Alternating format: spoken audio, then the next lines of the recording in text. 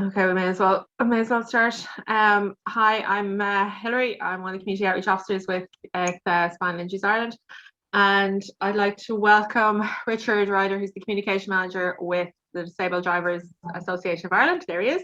Thank you. So he's going to talk to us today about choosing the right wheelchair accessible vehicle, and if anybody has any questions or anything, if they want to pop them into the question and answer box at the bottom, and we will, or the chat box, whichever suits. We will get to them at the end, and between us we'll be able to point people in the right direction of the answers, hopefully, Richard. Sure. Is there anything else that and this is being recorded for anybody who wants to watch back, and it will be on our website as well. So is that you happy enough to start? Yeah. I'll disappear. Okay.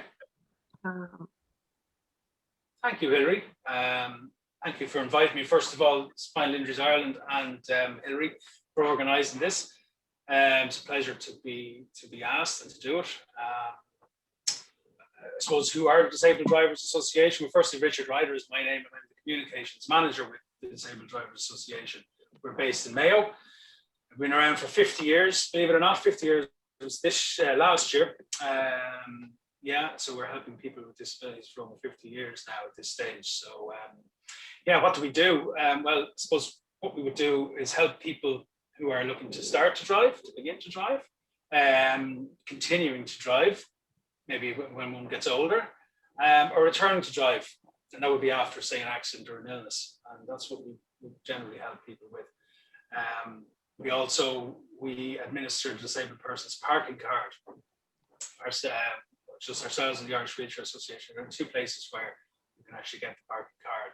So we do that as well. So look, don't worry if I'm, what I'll do is I'll send all this information to Hilary, and then she'll be able to send the information to you with the recording tomorrow or whenever she decides to send it. So again, thanks a million for having me. What I'm going to do during the presentation, if it's okay, I'm just going to switch off my camera. It's just easier, so you can concentrate on the presentation itself. And at the end, I'll put my camera back on, and we can have a chat about that. So it's great to see so many people here. I can see all the participants joining. So what time are we at now? It's just 1:31. So what we'll do is we'll start off. Okay, so I've just had it there. What I will do is I will be talking about adaptation companies a lot during this presentation. And what we'll do is I'll send you a list of those, so you needn't worry about that. I'll send that list over to Hilary so she can send it on to you. And also contact these details for ourselves if people want to contact us if they have any questions or need some information. So what I always like to do is, what I like to do before I actually get into the presentation itself is start off with a poll. We'll launch the poll here. Okay. So you'll see on your screen there, do you own a wheelchair accessible? So people just want to click on the screen there. They'll be able to okay, people are voting now, so we can vote. Yeah. Just like to get an idea of who the audience are today and who we have watching. It's always of interest. So at the moment, 100%. Yeah, you probably can't see that. You actually can't. I'll share it with you in a moment. Okay. So just give it another couple of seconds, and then we'll.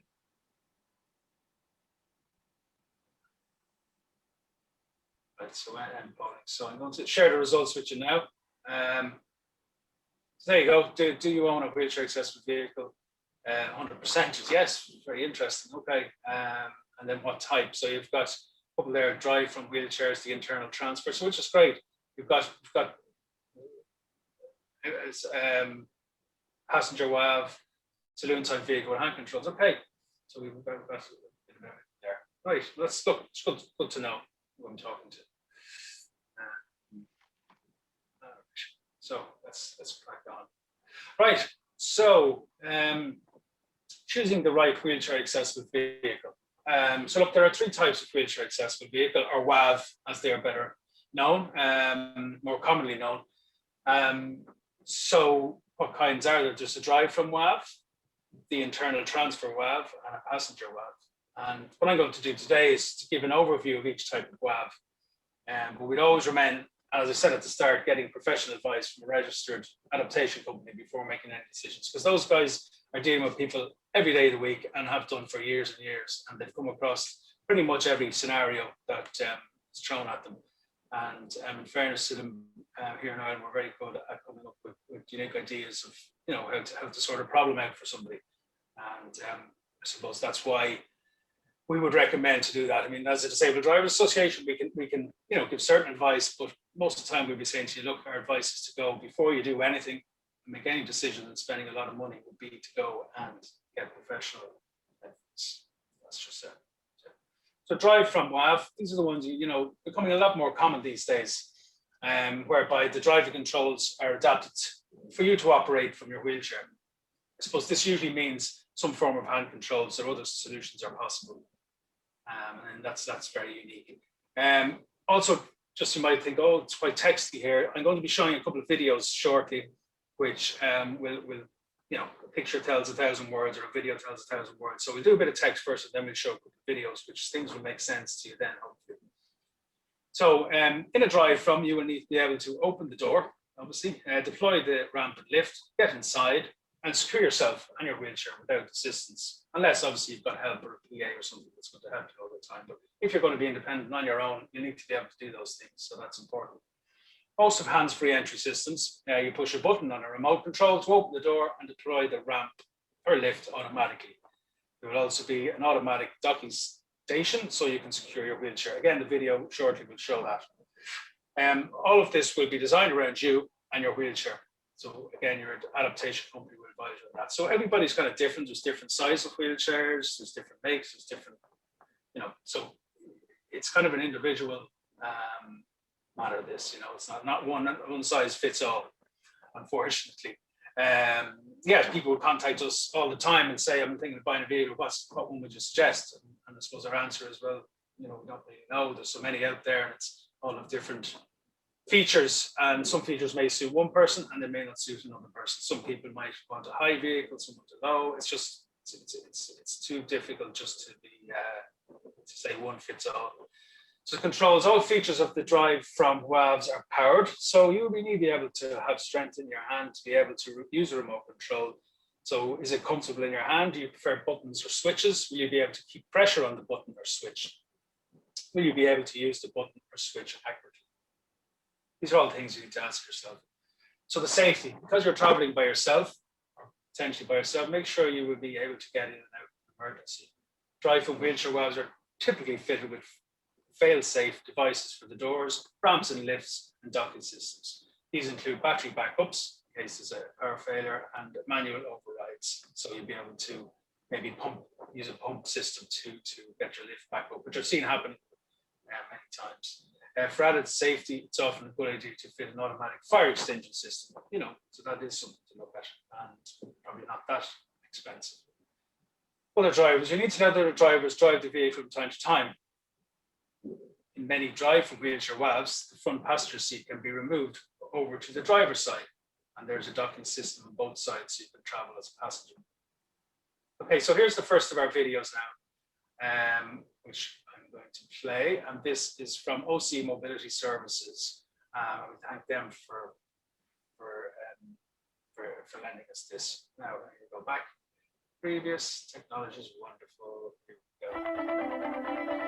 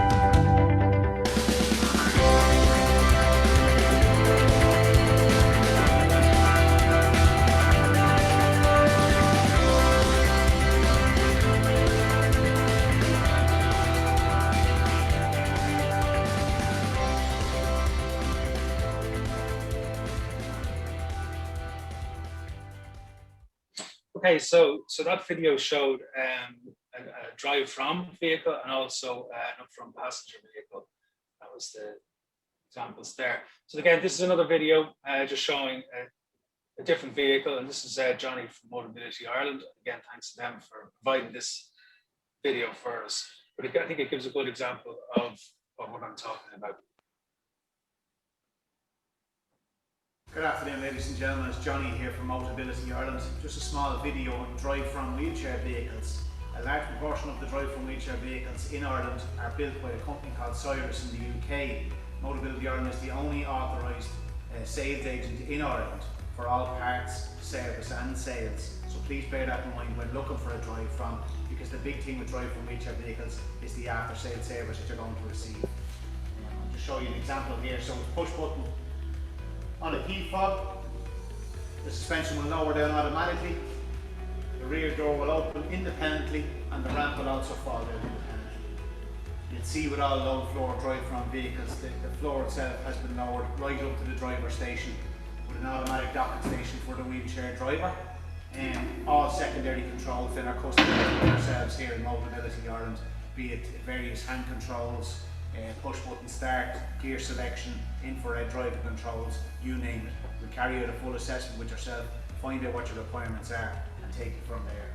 And the two most important parts I find with drive from vehicles are the dimensions of you in your powered chair. So really your dimensions will dictate what will be recommended for make and model of vehicle. And for all inquiries, call 01 8359 173.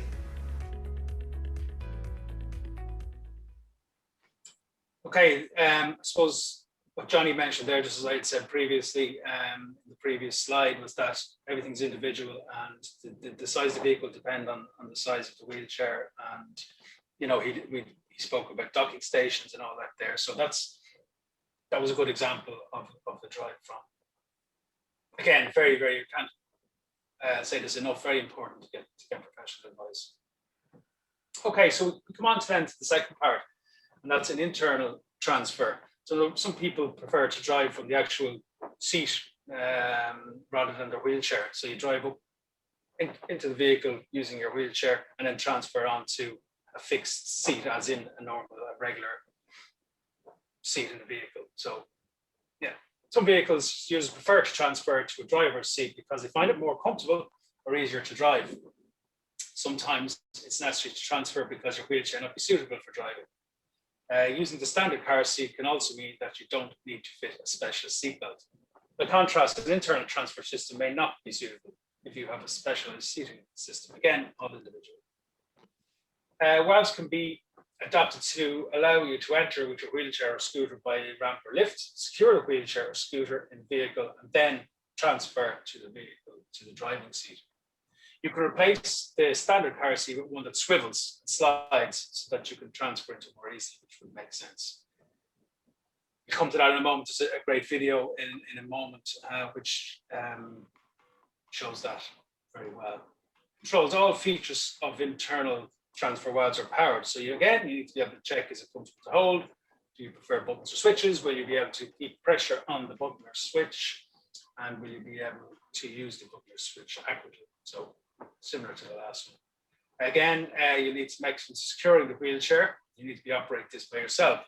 So yeah, unlike the drive from, you'll have to, get up front, get up close to the chair that you're going to transfer into, and then before that you'll have to be able to fix and hold your wheelchair in place for the duration of the journey. Otherwise, it'll just bounce around in the back, which wouldn't be good. Because you may be traveling by yourself, you need to be able to do this and get out in an emergency. Again, maybe fit the fire extinguisher. Transferring between the wheelchair and seat does take some effort. Make sure you can do this even on a bad day. And that's very important. You need to be able to do that. And make sure there's enough room in the vehicle to let you transfer comfortably, and that there are hand holds and supports where you need them. You may need to fit extra ones and other supports. Right. So here's the 6-way transfer seat. This is obviously somebody has taken out the original seat in the vehicle and put in this seat.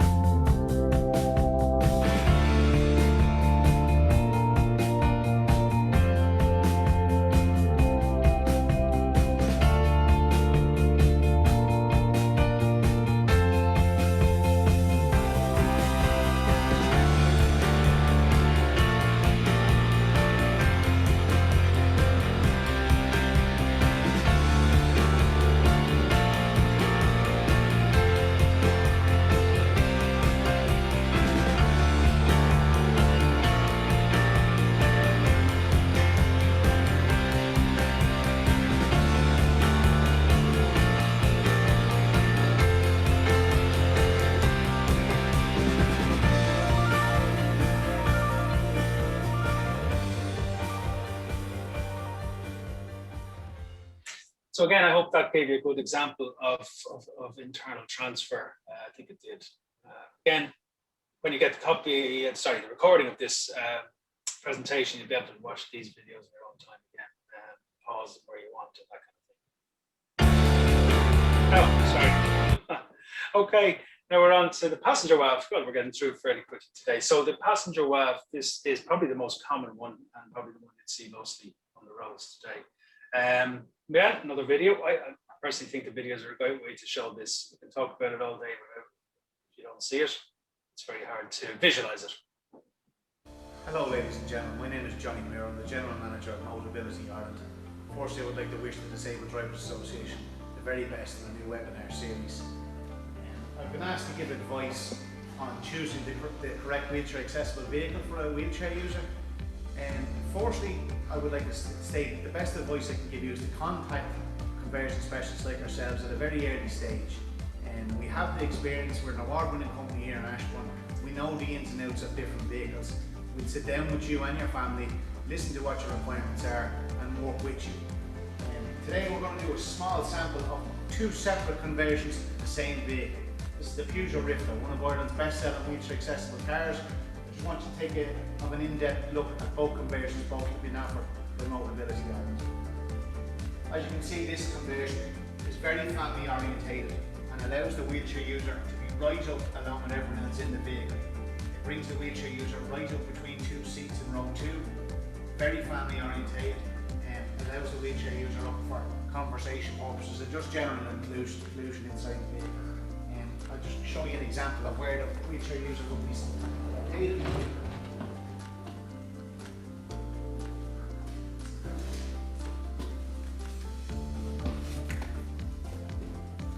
Just to give you a general idea of the wheelchair position in such a vehicle. Again, major things to take into account are the headroom inside the vehicle and the aisle line, obviously for entertainment purposes, to make sure you can see out the vehicle. And you can see with a conversion like this, we're right up with the rest of the family. So I think that gave a really good example there of how important it is to speak to a specialist before purchasing a vehicle. Hello ladies and gentlemen, my name is Johnny Muir. I'm the General Manager of Mobility Ireland. Firstly, I would like to wish the Disabled Drivers Association. That's the same one. Let's see. No, there is two videos. Now, ladies and gentlemen, I'd like to show you the second example of the low-flow conversion to the same vehicle. This particular low-flow conversion allows for the original 5 seats to be retained. The wheelchair user is located in row 3. This is probably the most common low-flow we would do here in Ashbourne. Again, because it's maintaining full car functionality of the 5 seats for whatever family life will throw at you. I just want to show you exactly where the wheelchair will be positioned. So again, adequate space in this is the long wheelbase version, and this similar conversion can be done across the range, be it Volkswagen, Ford, Peugeot, Citroën. Again, all available here in Ashbourne to be viewed and test driven. So again, with all the low floor conversions, there's a 4-point tie down system and a lap diagonal seat back for each conversion. Everything is fully crash tested and certified.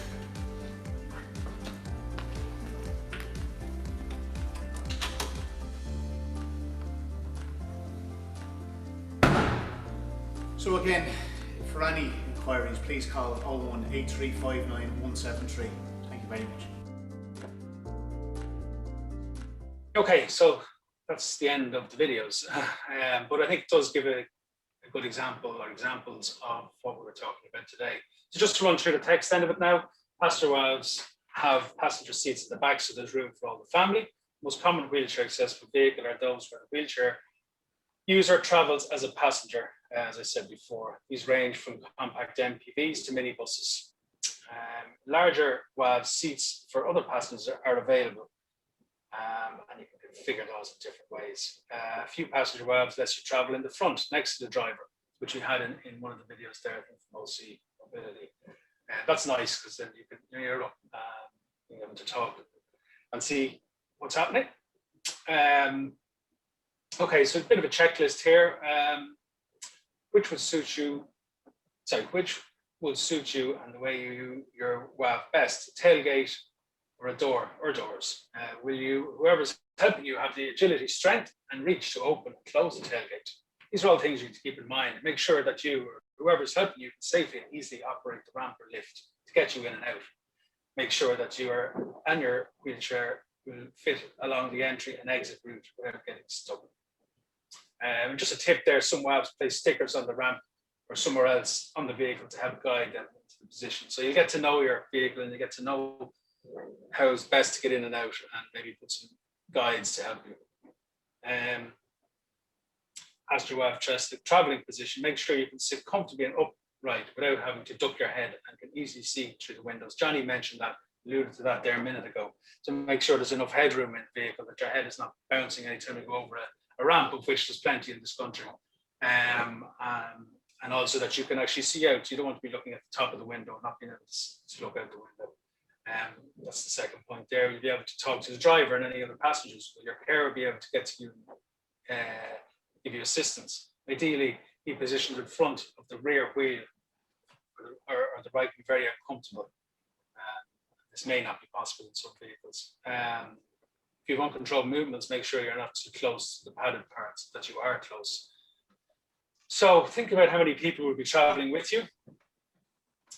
Some of the rear passenger seats may need to be removed to make enough space in front to get the wheelchair in. Sometimes they're replaced with folding or smaller ones. Yeah, I've seen that. Think about where you will stow and how you will secure any luggage. You're going to think that if you're off in your holidays. Hopefully soon we'll all be able to escape and go on a staycation.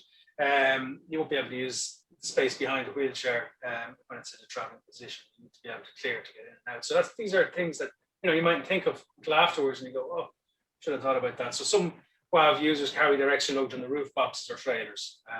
So yeah, this is important information to think about, and something, as I say, you wouldn't think about. Think about who will be traveling with you. Tie downs need to be operated by an assistant. Tie downs can be fiddly. So whoever's operating them needs to be able to perform fine movements with their hands. Make sure the tie downs are fitted in the correct place to secure or hold your wheelchair. Check the weight limits.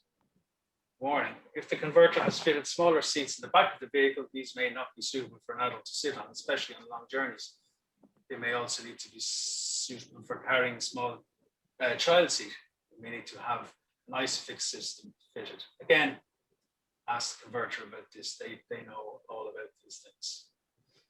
So thank you. We've come to the end of the presentation now. I hope you found that I suppose informative and a little bit enjoyable. And as I say, the recording you'll be able to watch back and in your own time, in the comfort of your own home. Any questions? We can have a look at them now. Hopefully I can answer them. If I can't, I'll be able to maybe point in the right direction, or what we'll do is we'll have a look at it and get back to you by email with the specific answer, because a lot of these things, as you can see from that presentation, everything is very, very specialized and unique to a person. So, if you can't answer the question, we'll come back to you on it. And feel free then, what I'll also do is I'll give Hilary my email address, so feel free to send that on, Hilary, to people when you're sending the follow-up email. And if people want to contact me afterwards, that's fine too. No problem with that. That's my job. So look, again, hope you found it beneficial and useful. And thanks. I think everybody stayed on to the end, which is great to see. That's always a good sign. So thanks again. Yeah, thank you very much, Richard. Much appreciated. We have a few questions here. I use a converted van to travel in my wheelchair as a passenger. I've used diesel vans up to now. Are there hybrid or electric alternatives? Okay, good question. Look, hybrid and electric seems to be the way of the future. Not seems to be, it is, and it's going along very, very quickly. And there are a few issues with it, I suppose, what we're seeing with disabled drivers and passengers tax relief scheme. I knocked myself off there. Yeah, sorry. Yeah, with the scheme, there's no incentive really for people on the scheme to purchase an electric or hybrid vehicle at the moment. So there is talk of an overhaul of the scheme, and and we'll keep you up to date with that. But at the moment, I suppose, again, to answer your question, on the electric end of things, it's a personal choice. It's, you need to go and try out the vehicle. Just because it's electric, the only difference is there's no engine in it. It doesn't have any other features the same, still as the doors and that. So, I mean, again, what we would say to people is you need to just go and try a few out, and hopefully now that, I think next week or the week after, everything's opening up again in terms of being able to go and actually view the cars, because that's been a big problem for people. With the lockdown, they haven't actually been able to go and try out the vehicles. So with that coming back on track now, you'll be able to go and spend a bit of time going around looking at all of these new fancy electric vehicles. But that would be my answer to that. Next question. Is there normally any requirement, legal or warranty-wise, to have hand controls serviced annually? That's the first part of the question. And the second part is, would a catastrophic failure of unserviced hand controls at 14 months old be considered the responsibility of the adaptation company or the customer? So, the first part. Yeah. Look, I think with that person, rather than getting into it, because it seems to be, maybe it's an issue with somebody, we might do that offline. So if that person wants to maybe contact me, we can talk to them, and I can talk to Ken in the office about that. Yeah, I'll say that to the, because that was sent in by one of our staff members on behalf of one of our Yeah, if you could send him send him my number directly, and that's fairly specific to the individual person, Yeah, will do. I'll pass it on. Okay, we have another question here. We've a Peugeot partner and a large motorized chair. We struggle going over ramps. It always scrapes off the ramps. Is the chair too heavy for the vehicle? I suppose it could be. Without seeing it, it's very difficult to say. Again, what I would suggest doing is, and if you rang into the office, what I'd be telling you to do would be to go back to where you bought the vehicle. Whoever it could have been bought, converted, or maybe you got it converted. I'm not sure what the position is there. I would go back to them, tell them what your problem is, and maybe they could do some testing on it. They could do. They'd be able to. Maybe go if somebody drove it without the chair in it, just to try it, and then if and if it's not scraping, to compare. Over without the chair in it and with the chair in it, compare, and then you'll know which it is. Yeah. But again, I would go back to where it was purchased. If it is a problem. Yeah. The suspension could be too low, or as you say, the power chair could be too. But that's something. Yeah, that's a good one. That's something that you wouldn't you could buy the vehicle and find that out afterwards. Yeah. Because they hadn't put the two together. Yeah, you could do every check in the world. You could look at everything I spoke about there. You could do all that, and then you'd say, oh, there's this. So it's why it's so important just to go for a test drive, check everything. There's a good one to remember for people. Go over the ramps, because there are a lot of ramps, isn't there, in Ireland? Housing estate everywhere has a ramp on them now. So good one, good to check. Yeah. We had two questions as well that I'd sent to you last week. So I'll read them out here. Not sure if this is relevant here, but I can't drive due to my level of disability. I'm not sure how to manage the insurance, as the vehicle owner must be one of the named drivers. Up to now, my father has been the owner and the named driver, but he's getting older now. Any advice? Yeah, that person, I got that question, and I sent that off for a response. So we've asked Ken in the office to look into that for me, because that's come up before. So we're looking for an answer from, and we will get back to that person directly on that. Perfect.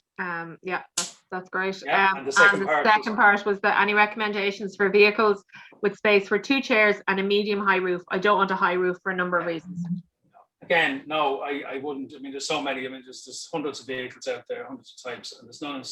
Everything is specific to a person. And what I would recommend is just trying some out yourself. Maybe ask if you're a member of the spinal injuries. Ask maybe some other, some members if they come across what they'd recommend. Yeah. Or else, again, and I go back. I feel like I keep going back to them, but they are the specialists in this. Like the conversion companies are the guys that would say, yeah, absolutely. Do you know what? We have one here because somebody else asked that question, and I think this one would be suitable. Why don't you come down, have a look, have a drive in it, or sit into it and see. That's the way. There's no other way of doing it. It's just trial and error till you find something that best suits you.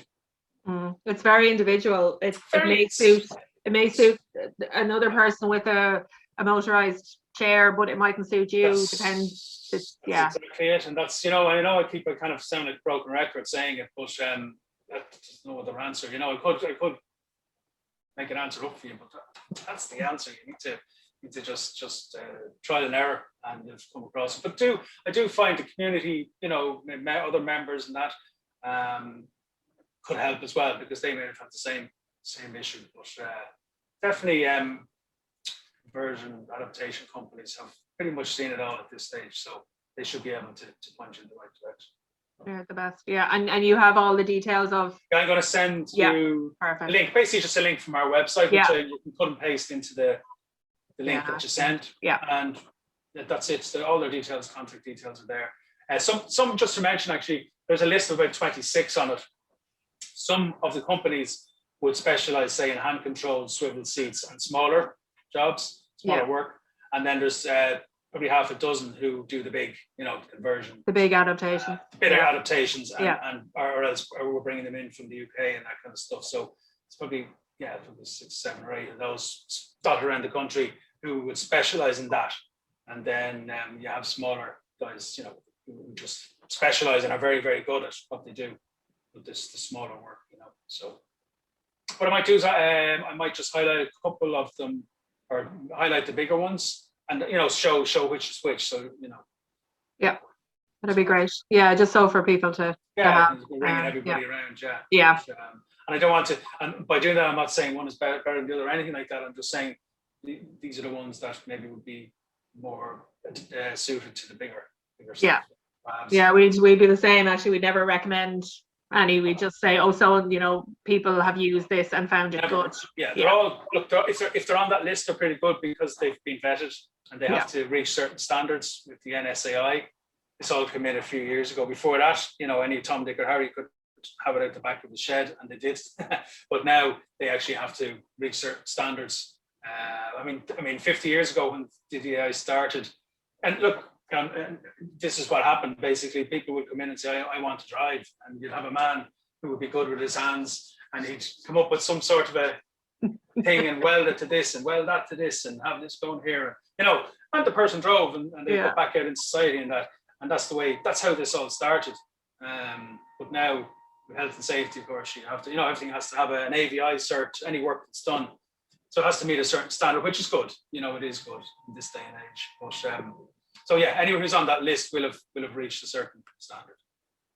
Yeah. No, it's good to know that it's all above board and absolutely, 100%. Safety department. 100%. Yeah. Actually, when you're driving with vehicles, it's you've got to be right. You have an upcoming webinar next week. We do. We have one all about the disabled drivers and passengers tax relief scheme, and we actually have somebody on from revenue, which is fantastic for us too. They're going to come on and give the presentation as I've just done to you there. So straight from the horse's mouth, as they say. So we're delighted about that. That's next Friday. I could send maybe the link if you wanted to as well. Yeah, that's and all you said you could send us the recording as well. I'll send the recording first.